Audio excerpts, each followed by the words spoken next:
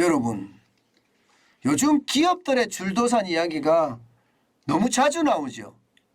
근데 이게 제가 일부러 찾아내는 게 아니라 기사 중에서 말입니다.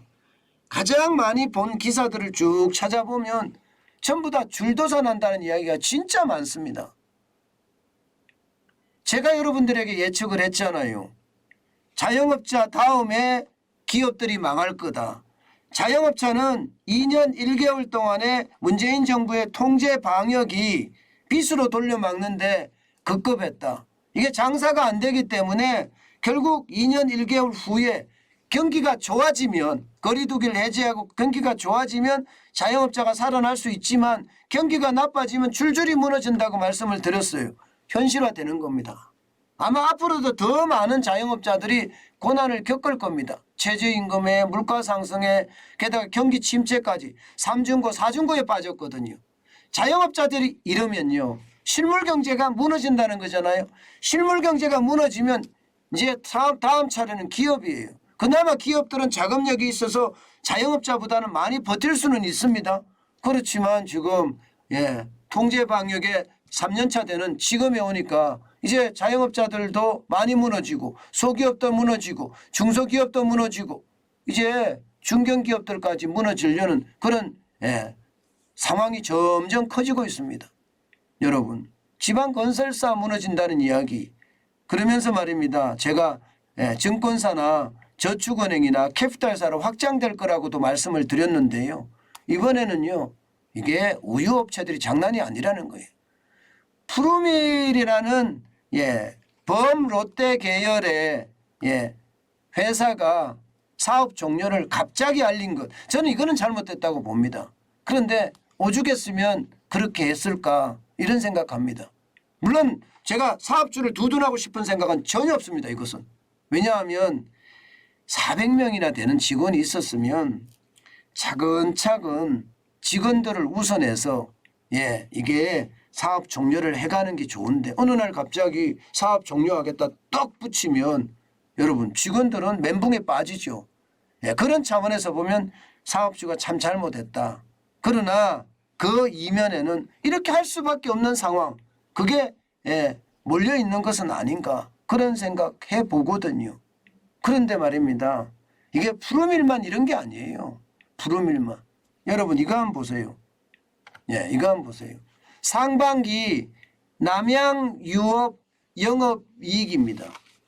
남양유업이라면 굉장히 큰 회사잖아요. 그죠? 무려 말입니다. 421억 원의 적자를 내고 있습니다. 421억 원이요. 와 진짜 엄청나죠. 남양유업이 이렇게 가면 이거 버틸까요? 못 버팁니다. 못 버팁니다. 남양유업 아니라 누구 말만 따라 남양유업 할아버지라 해도 이거 못 버팁니다. 421억의 적자가 나는데 지금처럼 이자가 셀 때 이게 뭐 어떻게 빌리겠습니까? 그렇다고 회사채를 발행을 할 수가 있습니까? 회사채 발행한다고 쳐요. 그러면 10% 20% 줘야 20%까지 줘야지 회사채가 될지도 몰라요. 남양유업 같은 데는요. 게다가 회사채 사는 사람 입장에서도 겁나서 못 사죠. 망할까 봐. 그런데 남양유업이 지금은 현재는 최악이고요. 지방으로 가면 말할 것도 없습니다. 지방으로 가면요. 부산우유 같은 데는요. 지난해 매출이 1679억 원이었거든요. 전년 대비해서 3% 늘었습니다. 그러나 영업 적자, 영업 손실이라고 이야기하죠. 15억까지 늘었습니다. 15억까지. 건국우유 아시죠? 건국우유도 지난해 11억 적자를 냈고요. 비락 여기도 마찬가지 지난해 29억 원의 영업이익을 기록을 했습니다. 그러나 2017년 93억에 비교하면 수익이 69%가 떨어졌습니다. 연세우유도 아시잖아요. 연세우유도 이게 만만치가 않아요. 두유를 제외하면 흰우유 사업만 봤을 때는 적자가 나고 있다 이렇게 이야기합니다. 이렇게 작은 업체들도 무너지고 있고요. 큰 업체들도 상황이 다르다 이렇게 이야기합니다. 지금 이대로 계속 가면 다른 업체들도 위험해진다고 합니다. 메일유업 같은 경우도요. 영업이익이 28.2%나 감소했습니다. 전년 대비해서. 매출은 8,176억 원을 하지만 예, 지금 영업이익이 308억 원밖에 안 됩니다. 308억 원. 예. 게다가 말입니다, 여러분. 3분기입니다. 서울의 같은 경우도 9,521억 원을 하지만 영업이익은 328억밖에 안 돼요. 22.5%가 증가했다고는 하나 이것도 뭐 워낙 적은 수치잖아요. 적은 수치니까 이게 버텨나가기가 쉽지 않습니다. 여러분도 알다시피 문재인 정부 5년 동안 기업은 적폐 세력으로 삼았습니다. 때문에 기업은 비용이 늘어날 수밖에 없었어요. 비용이. 예, 여러분도 뭐 잘 아시잖아요. 최저임금이 얼마나 올랐습니까? 최저임금이 적어도 말입니다. 5년 동안 40% 넘게 올랐는데 버텨낼 수 있는 것도 신기하죠. 예. 게다가 말입니다. 최저임금만 올랐습니까? 재료비는 안 올랐습니까? 재료비도 무진장 올랐습니다. 무진장. 여러분 보세요. 원유 가격이 2016년에 리터당 922원 하던 것이 2021년에는 947원까지 올랐습니다. 그런데 수요는 줄어들었어요. 1인당 우유 소비량을 보면 2016년에 27kg이었던 것이 2020년 기준으로 보면 26.3kg이에요. 그러면 예, 원유 가격은 오르고 예, 여기에 대해서 예, 소비는 줄고 그러면 기업은 어때요? 최악이죠. 최악입니다. 게다가 이게 원유는요. 의무 이 매입량이라는 게 있어요. 의무 매입량. 왜냐하면 우유라는 게 살아있는 거잖아요. 그죠? 이게 보관이 3일이 채 안 갑니다. 3일이 채 안 가기 때문에 우유가 무조건 의무 배당으로 사야 돼요. 가격이 어떻게 됐든.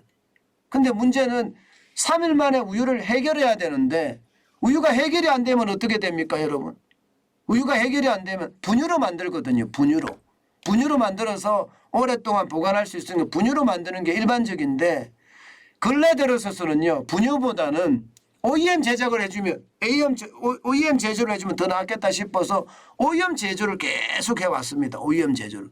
근데 이 OEM 제조가 사실 내가 만들어서 제품을 파는 거에 비해서 굉장히 마진이 박합니다. 그러다 보니까 우유업체가 굉장히 어려웠던 것도 사실입니다.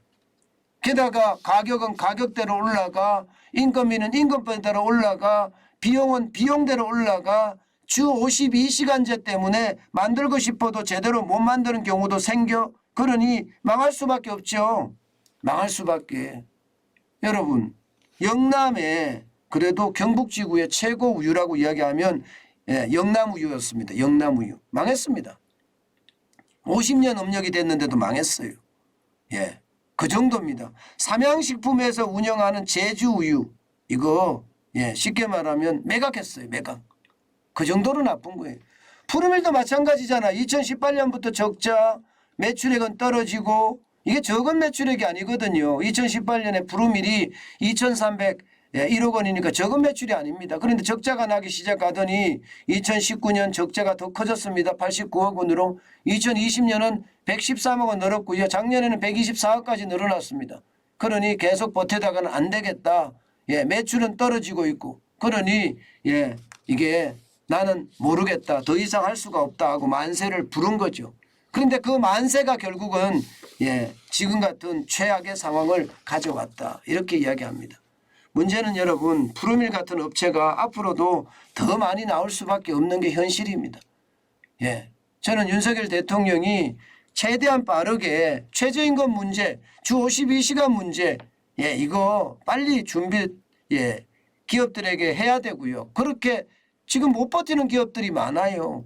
사실 푸르밀을 하면 범롯데가의 한 분야인데 이게 망하는 걸 그냥 보고 있을 수는 없거든요. 롯데그룹에 타격을 줄 수가 있기 때문에 그런데도 이렇게까지 사업 종료를 하는 데는 그만큼 어렵다. 그만큼 상황이 좋지 않다. 그런 것도 포함이 되어 있다는 사실 여러분 우리가 기억하자고요.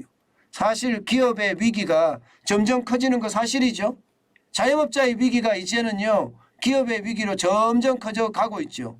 지금은 이제 중소기업에 대한 이런 어떤 상황이지만 앞으로는요. 대기업으로 저는 발전되는 것도 시간 문제라고 봅니다. 지금처럼 말입니다.